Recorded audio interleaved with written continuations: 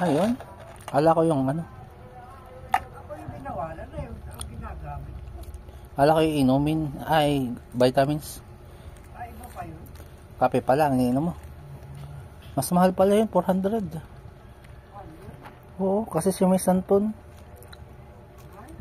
Santon. Santon ang tawag sa laman ng ano nga yun?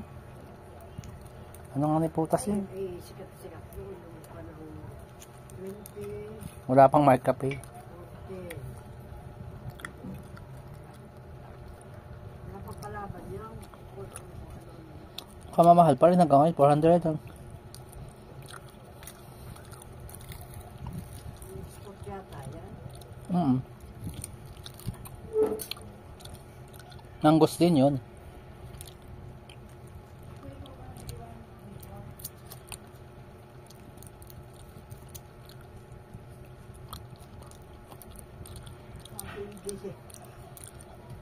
Siya lang. Bigas na brown rice.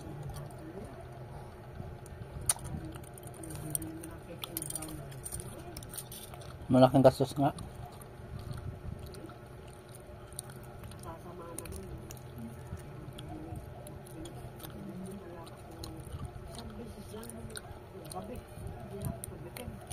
Nasid pati ako nun.